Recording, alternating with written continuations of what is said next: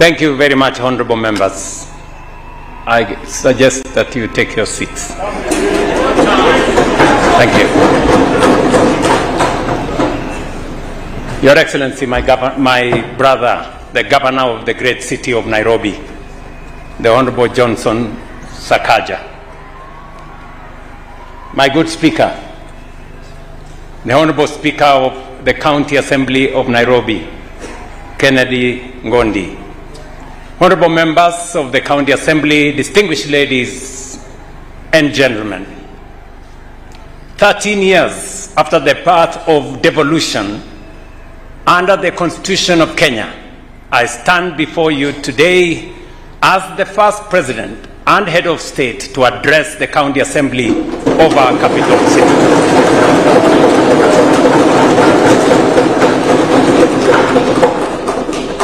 I do so with clarity, with conviction, and with a profound sense of duty. Because Nairobi is not only another county, it is not just another county. Nairobi is the capital of the Republic of Kenya. It is the seat of our sovereignty, the face of our nation, the engine of our economy, and the standard by which much of the world judges our nation. Early this morning, I was in a meeting at the KICC where 40 ministers from Africa are assembled. Many of them will go back home and they will report that they came to Kenya. But the reality is that they came to Nairobi.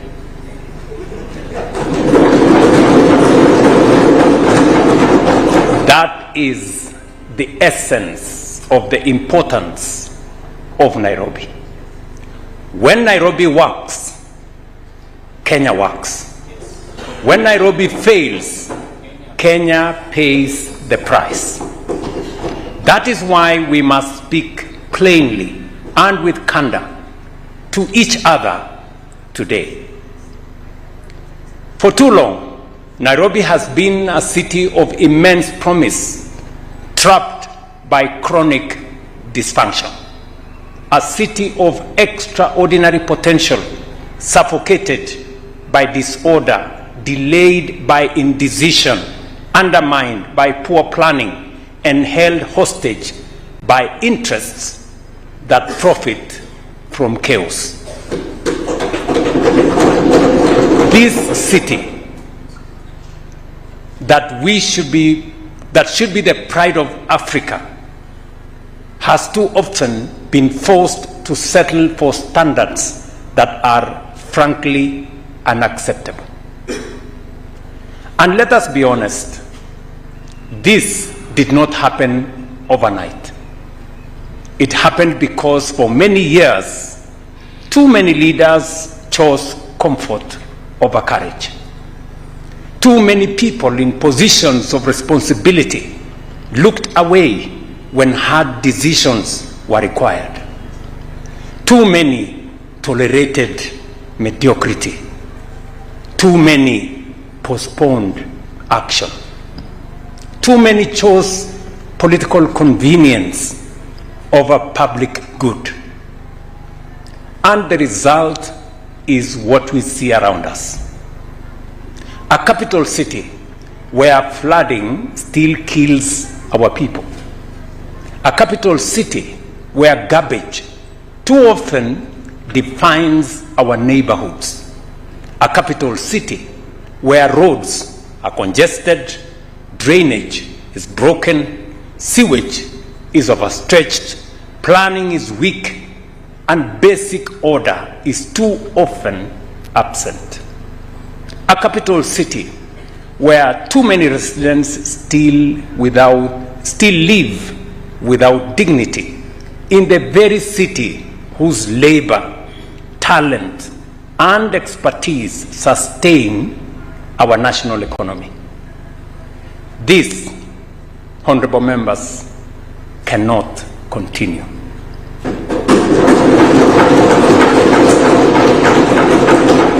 Why? Because Nairobi is too important to Kenya to be governed casually. It is too central to our national prosperity to be left to drift. It is too consequential to our international standing to be allowed to decay under the weight of indecision and excuses. Today, honorable members, Nairobi contributes 27.5% of Kenya's economy, generating over 4.1 trillion Kenya shillings annually. It hosts the only United Nations headquarters in the global south. It is home to diplomatic missions, multinational firms, regional institutions, innovators, entrepreneurs, workers, traders, and millions of Kenyans who come here every day in pursuit of opportunity. Nairobi is not merely a city. It is a national asset. And if we are serious about Kenya's future, then we must be serious about Nairobi. That is why the cooperation agreement signed between the national government and the Nairobi City County government on the 17th of February 2026 is not a ceremonial document. It is not public relations. It is not politics for headlines. Honorable members, your role in the governance and proper functioning of Nairobi City County cannot be overstated. You have a duty to ensure that the needs and concerns of your constituents are properly addressed. I want to thank you, honorable members, for your efforts in reviewing and approving this agreement. It demonstrates your commitment to addressing the challenges that our great city faces. It is a deliberate act of national correction. It is an acknowledgement that the problems of Nairobi have grown too large, too urgent, and too consequential to be handled through fragmentation, tough wars, bureaucratic hesitation, or business as usual governance. We have therefore made a clear decision. The era of drift must end, and the era of coordinated execution must begin. And honorable members, we can only succeed together. Because what Nairobi needs now is not another round of speeches. It is not another cycle of blame.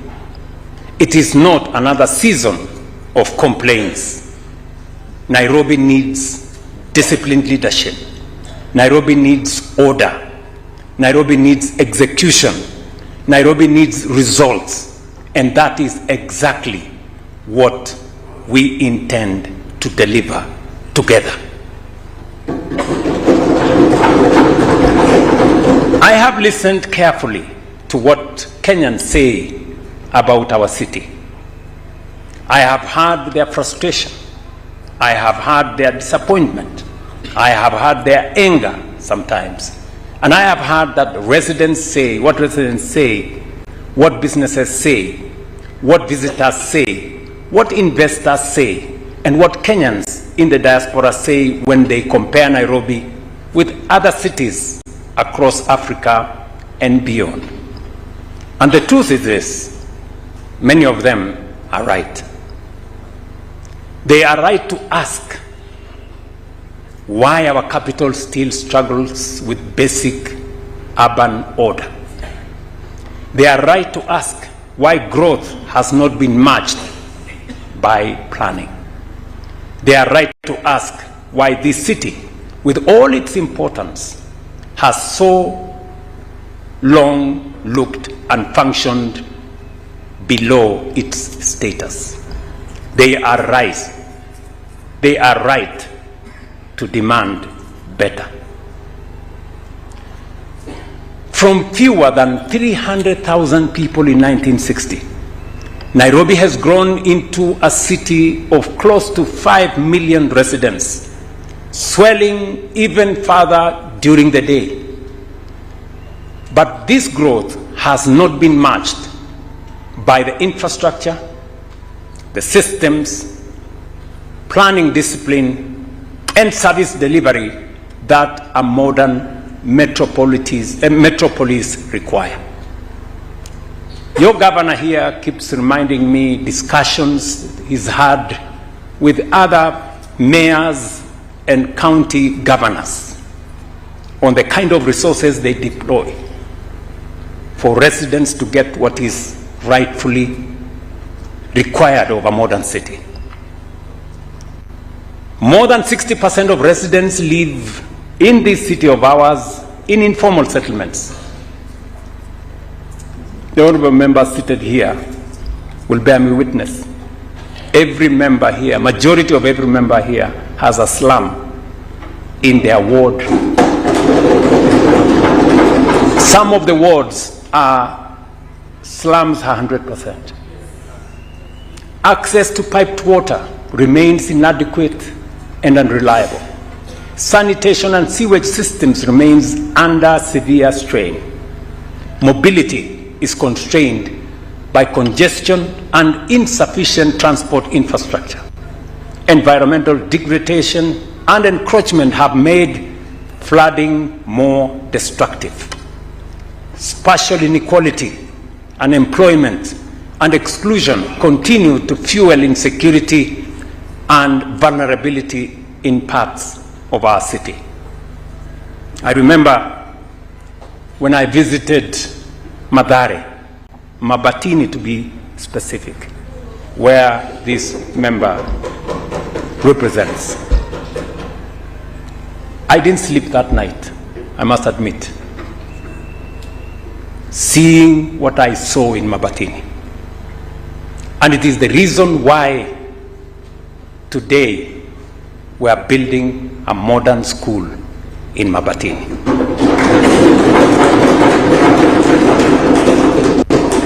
These are not isolated problems. These are symptoms of a city that has for too long been managed reactively instead of strategically. And we must also say this without fear. There are people who benefit from this dysfunction.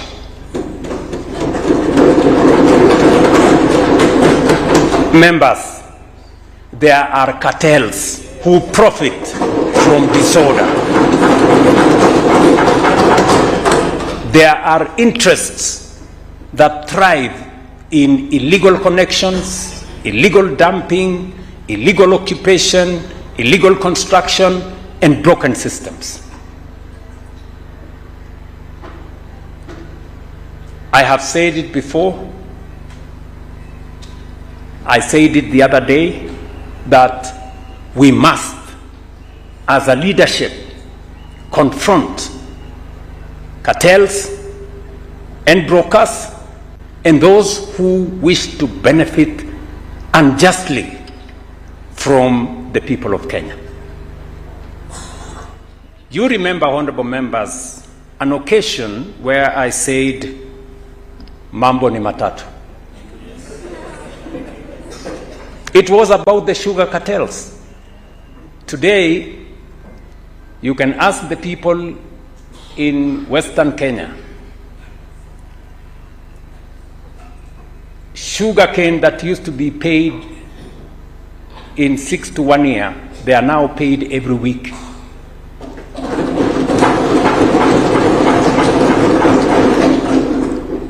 Workers working in sugar companies that used to be paid by government, they are now paid by factories every month. And we are well on course to being not just a sugar sufficient country, we will be a sugar exporting country in the next 2 to 3 years. That is what confronting cartels gives us. We have confronted the fertilizer cartels, including those who sold stones to us as fertilizer. They are no longer in office. We have confronted the coffee cartels that made it impossible for farmers to earn any decent return for their coffee. Just imagine one person was a farmer, had a license as a miller, had a license as a broker, and was also participating in buying coffee at the coffee exchange. One person. Today, when we broke the cartels, the price of coffee has moved from 50 shillings per kilo to 120, 130, 150 shillings per kilo. I recently took head-on the fuel cartels. Members, we must take the cartels in the city of Nairobi head on.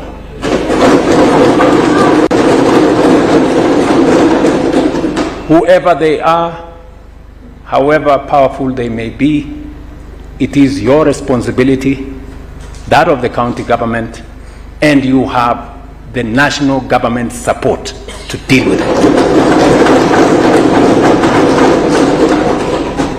We all know there are those who make money from weak enforcement, poor coordination, and institutional paralysis. There are those who shout the loudest against reform precisely because they benefit most from failure. We know them. You know them. And let me be very clear today. Under this administration, the era of appeasing cartels at the expense of the public interest must come to an end.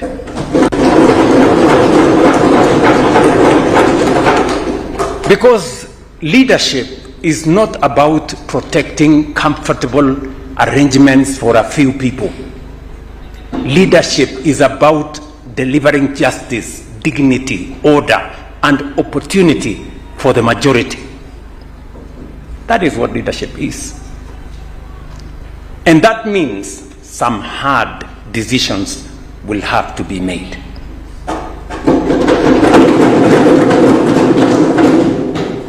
If roads must be expanded, they will be expanded. If enforcement must be, encroachments must be removed, they will be removed. If drainage channels must be cleared, they will be cleared. If illegal structures must come down, they will come down. And if systems must be reorganized to restore order, they will be reorganized. We, honorable members, must stop doing anything otherwise. We cannot demand world-class infrastructure while defending lawlessness. We cannot cry about floods and then resist drainage works. We cannot complain about congestion and then oppose road expansion. We cannot demand cleanliness while protecting illegal dumping. We cannot ask for order while resisting every intervention required to create it. Progress friends, has a cost. Reforms has a cost. Order has a cost. But you know what? Disorder also has a cost.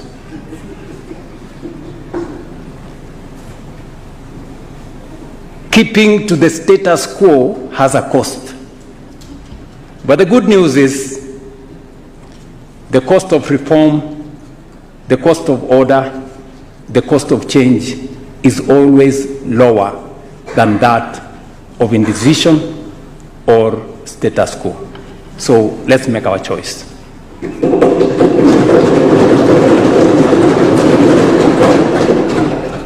And for us who are seated in this auditorium, I'm speaking to you as president and as a friend.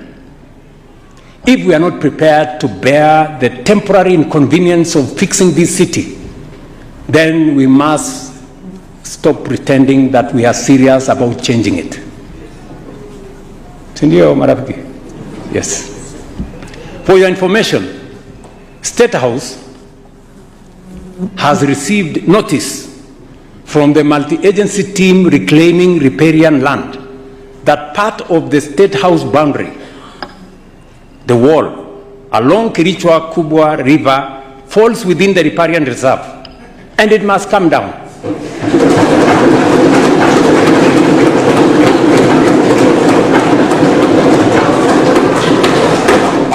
Yes, it must come down. They have told me at least 15 meters from the high mark. And I promise you that wall will come down. Honorable members, the great cities of the world did not become great by accident. They became great because leaders like the ones seated in this assembly chose discipline over disorder, long-term planning over short-term politics, and public interest over private convenience. A serious city guarantees mobility. It guarantees water, sanitation, safety. A serious city plans where people live, how they move, how they trade, and how infrastructure supports growth.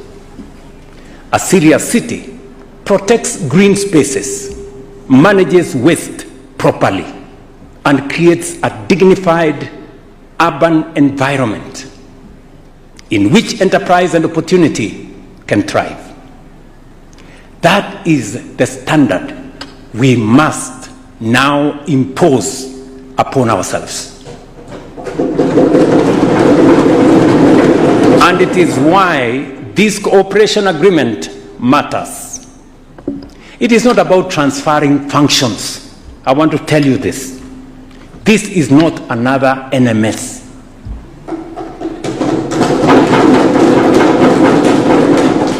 It is not about weakening devolution.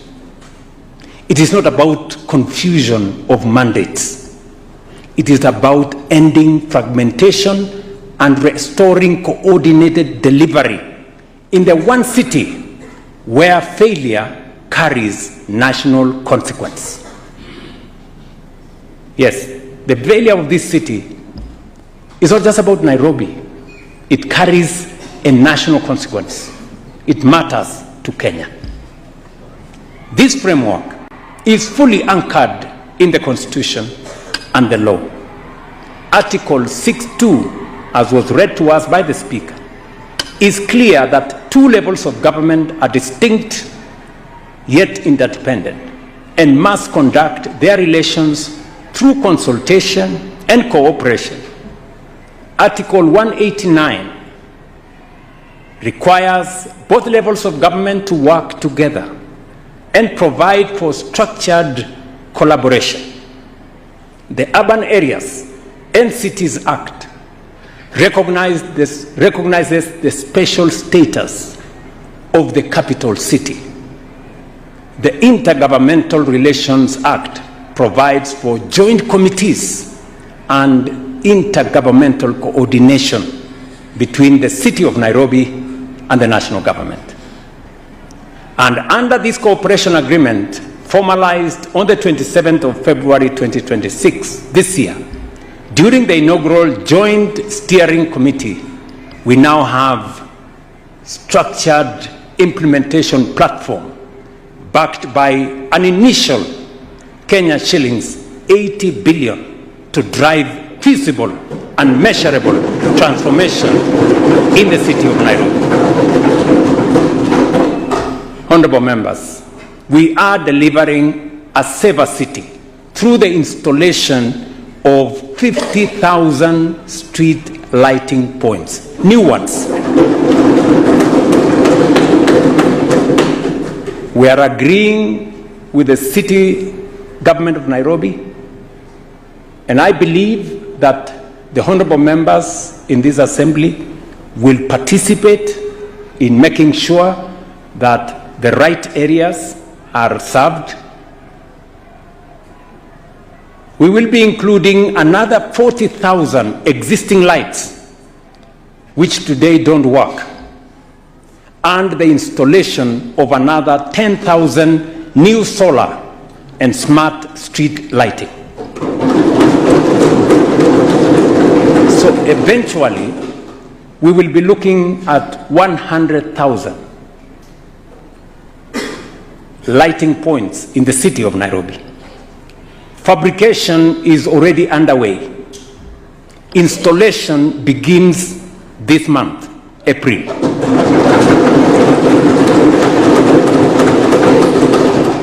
By end of May, Nairobi will begin to see feasible improvements across key corridors and neighborhoods. And within 6 months, this city will be markedly brighter, safer, and more secure.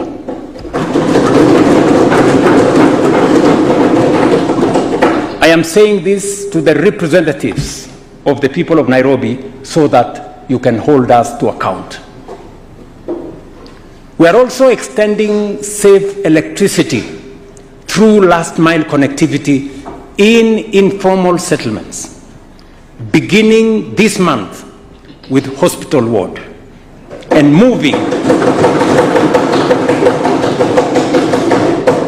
into Kibra, Korogosho, Mathare, and Kamukunji within the next 90 days.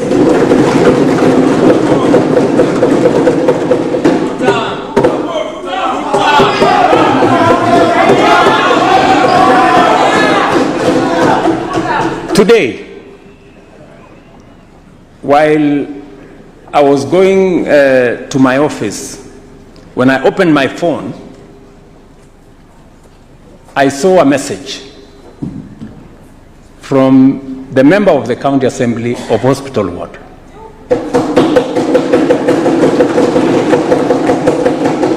My good friend Mark. Yeah.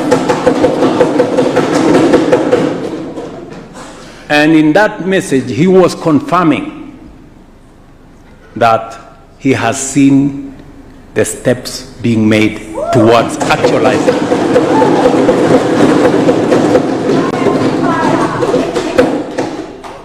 Mark is here, right? We are expanding water supply through strategic interventions. And before I mention that, I have been to many parts of the city with some of you guys. And we know how a neighborhood whose lights have been switched off, we know how it looks. In the heart of the city, to have a neighborhood that has no light is an indictment on us as leaders. That is what we seek to correct. On matters water, I have said, including Ngedu Kigiri Waterworks, we are changing so that we can add 50,000 cubic meters of daily water supply. The Gigiri Shauri Moyo evacuation corridor is also being advanced to stabilize supply in high-demand zones, including areas supporting affordable housing development. We are deploying a budget from the Ministry of Water, working together with the county government to make sure that we realize this. On sanitation, we are undertaking what should have been done many years ago. We are building 2 parallel 27-kilometer trunk sewers along the Nairobi River corridor. We're developing a 60,000 cubic meter per day treatment plant and expanding last mile sewer connectivity, and also supporting the long-term expansion of sewage systems for this city. You all know I have visited those areas with you. Oscar, you remember, we were in your corner. Ringo there, you know, we were in your corner. I was there with you. Usiseme ukuona ile kazi tunafanya pale. In fact, it was in your ward that we entered the sewer line. You know, sewer line big enough for that tall man to go in, standing. That is what we should have done many years ago. We're now doing it because it is never too late to do the right thing. On roads and drainage, we are implementing a 247-kilometer urban roads program for the city of Nairobi. Many people would ask me, where is 247 kilometers in the city of Nairobi? Yes, there is. The first phase of 63 kilometers is already ongoing and expected to be completed in the next 2 months. When I came here, I saw my friend Kados. Yes. And Kados confirmed to me that what I am saying here is going on in his ward. In fact, he was telling me that road is being built day and night. Yes. Correct, Kados? Yes. So I'm not talking stories, friends. We are matching what we are saying with what we are doing. Another 58 kilometers commenced this month, and subsequent phases are being funded to begin without any delay. This will be complemented by drainage interventions in identified flood hotspots so that we can stop managing floods as annual surprises and start treating them as infrastructure failures that must be fixed.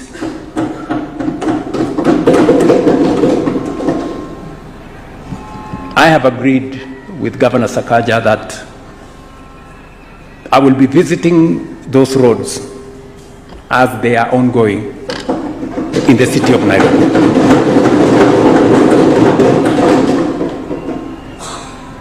Because we have many naysayers. So we want to actualize what he said, seeing is believing. Solid waste management, one of the clearest symbols of Nairobi's disorder, is also being fundamentally overhauled. The Nairobi City County government will provide, actually has already provided 100 acres of land for a material recovery facility and multiple transfer stations across the city. Work is already underway at Dandora, where 40 trucks are on site clearing legacy waste, and additional capacity is being mobilized. My good friend from Dandora, I saw him, the member of parliament for the county assembly. That good man, I saw him somewhere. Yeah, can bear us witness. And within 3 months, we expect the core system of this facility to be operational, within 6 months, Nairobi should begin to experience the kind of functioning waste management system that any serious capital city should already have. Are you keeping the timelines? Yes.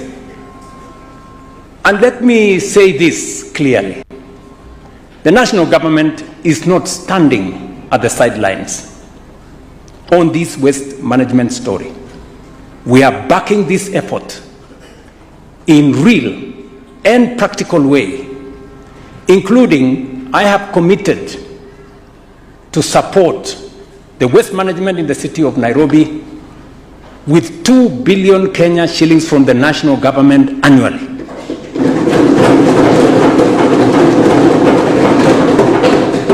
Because we must clean this city. As I campaigned in the city of Nairobi, I made a commitment that we are going to clean this city. Because it is not just a city issue.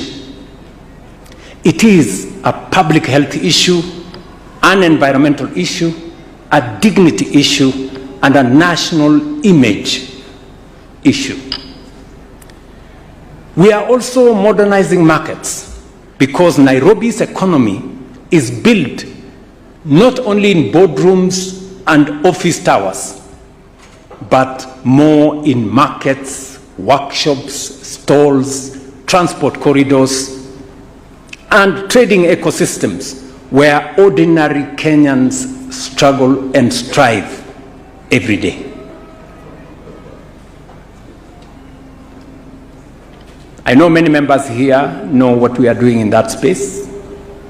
And I must say, the citizens and residents of this great city of Nairobi are beginning to be part of that change. I was very touched when I saw the leadership of Gikomba Market step forward and say, we want our market to be built.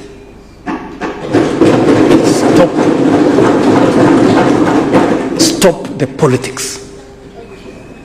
We want our market to be built. You know, the leadership of Gikomba Market came to see me. They came and I had a long chat with them. They told me, Mr. President, when it rains in Nairobi, we cannot go and do our business. We have to wear gumboots. Our customers cannot get to our stalls. Our stalls, rain comes through. We cannot do business this way. I am putting public resources to change Gikomba. And I am committed.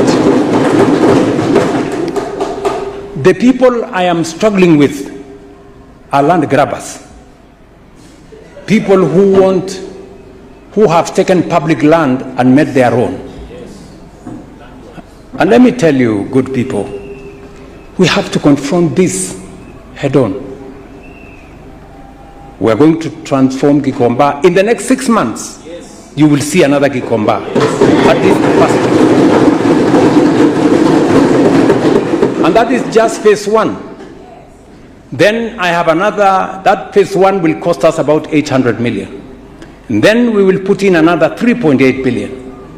And then I'm going to put in another 5 billion shillings. Because Gikomba is a national market. People come from Meru. People come from Murang'a. People come from Busia. People come from Homa Bay. People come from every part of Kenya to Gikomba to get their wares. Surely, you know, when a leader goes and mobilizes people in Gikomba and tells them, no, and I'm sorry, I'm not talking about anybody here. I'm just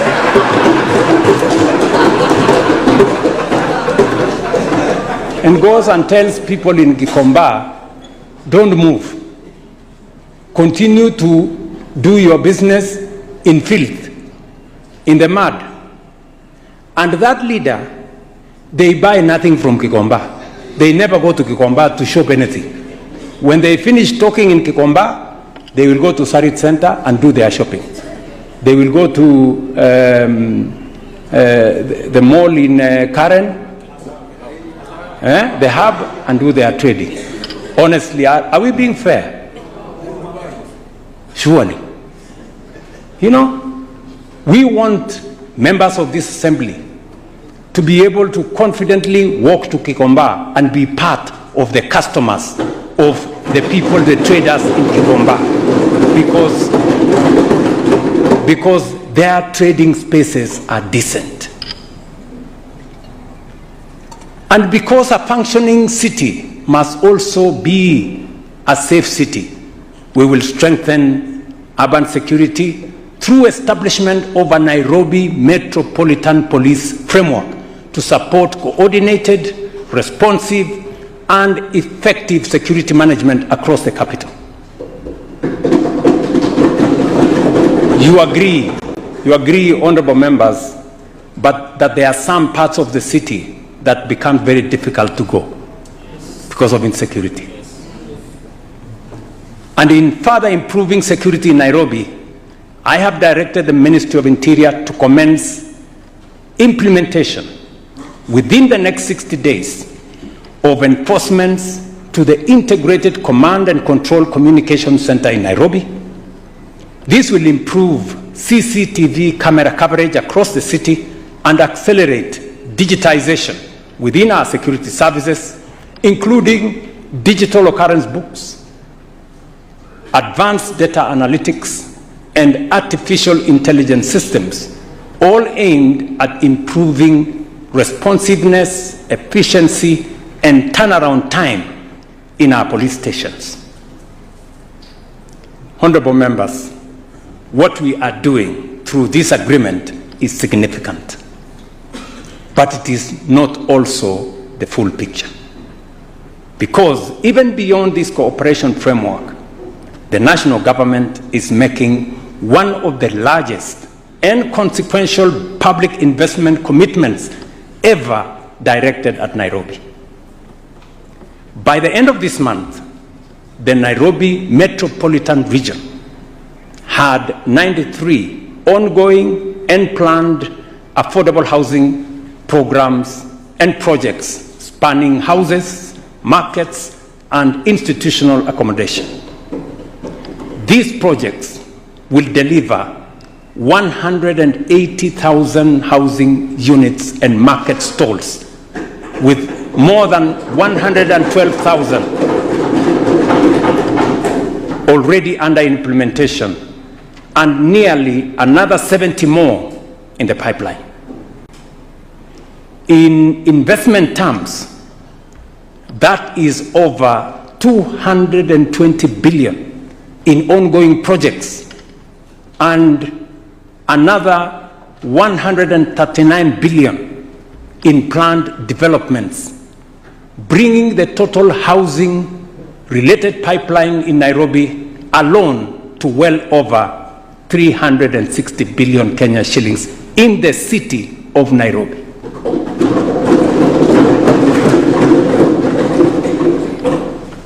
I have been with you guys to many parts, the houses, the markets. We've been there together. True or not true? Yes. So that is the kind of investment we are making in this city. And it is because we believe in devolution. We believe that the city of Nairobi occupies a special place as the capital of Kenya and the face of our nation. And this housing is not just a housing program. It is urban reconstruction. Because affordable housing is not only about walls and roofs. It is about planning. It's about infrastructure. It's about services. It's about jobs. It's about careers. It is about restoring dignity to working people and ending the absurdity of a city where those who sustain the economy cannot afford to live decently within it. The Raila Odinga International Talanta Sports Center is nearing completion.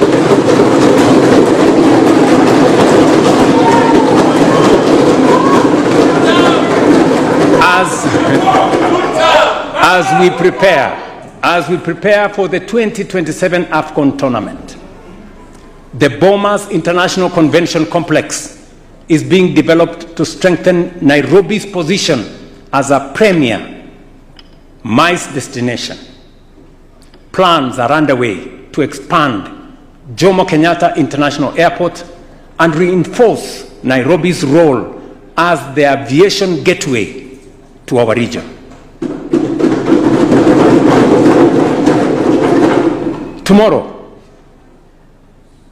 God willing, I will be signing another agreement to establish what I told you, Sakaja,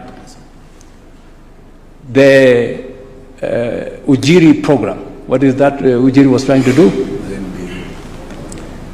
Nairobi Arena. Nairobi Arena, here at the railway city. Critical roads infrastructure projects are ongoing to ease congestion and improve mobility across our city. And our investment is not only in concrete and steel, it is in people. In education, we are expanding classroom infrastructure to meet growing enrollment and improve learning environments for our children, where we allocated an additional 1 billion shillings in the last financial year for development of classrooms. Last week, I've gone to hand over the classrooms in Kawangware, in Dagoretti South, in Westlands. God willing, I wanted to do for Kibra and all the other places and Langata this week, and then move on to Makadara and all the other places.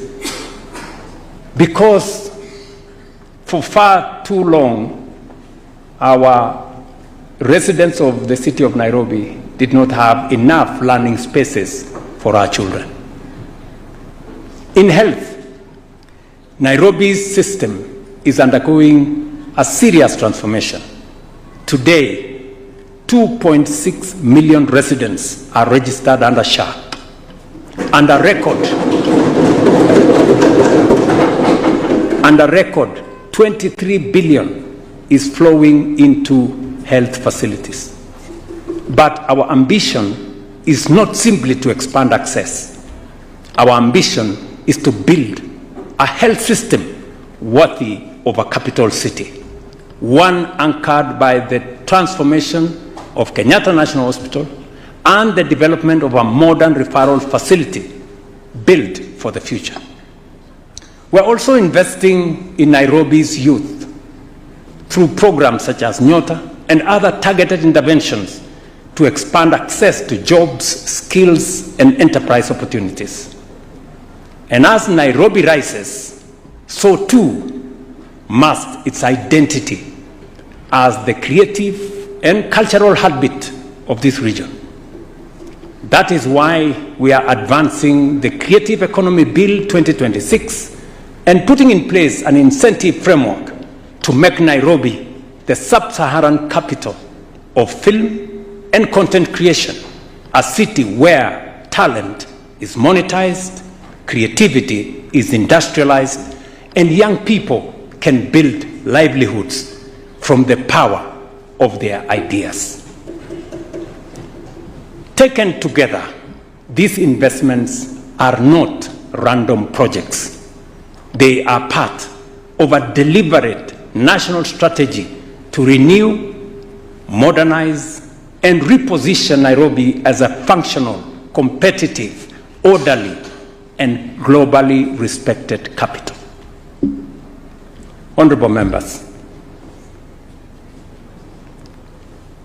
ultimately, this is not just about money. It is not just about plans. It is not just about programs. it is about leadership. Let me repeat, it's about leadership. That's what it is. That's what it boils down to. It's about whether we, in this generation, will finally do what others before us feared to do. Will we, members, will we confront resistance when it comes? Will we stand firm when vested interests complain? Will we push through when cartels fight back, because they will? Will we make the decisions that are right, even when they are not immediately popular? Or will we retreat into the same old cycle of hesitation, excuses, blame, and underperformance? These are the real questions before us. Because leadership is not tested when decisions are easy. Leadership is proven when the right thing is difficult.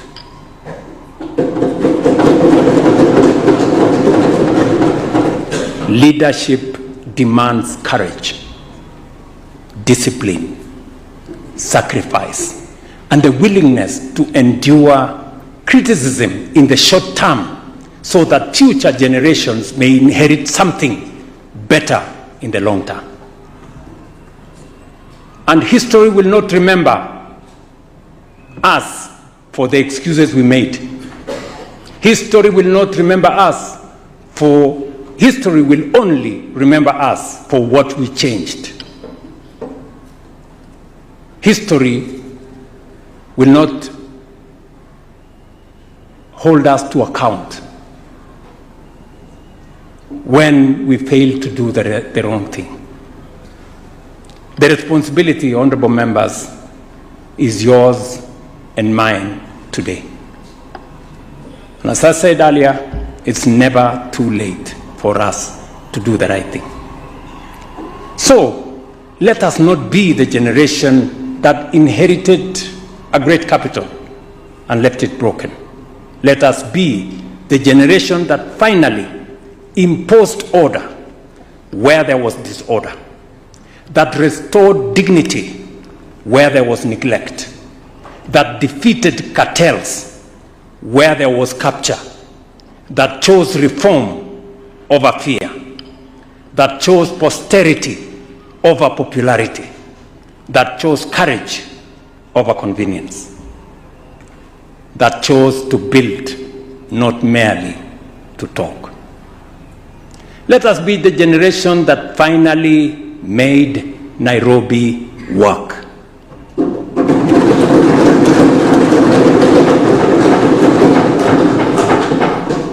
Let us do it now, firmly, unapologetically, and without turning back, together. Honorable members, I thank you for your kind attention.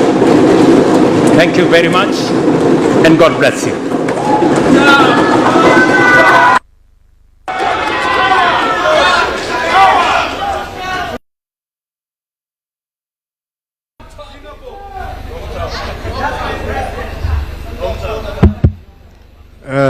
Honourable members, you may be seated.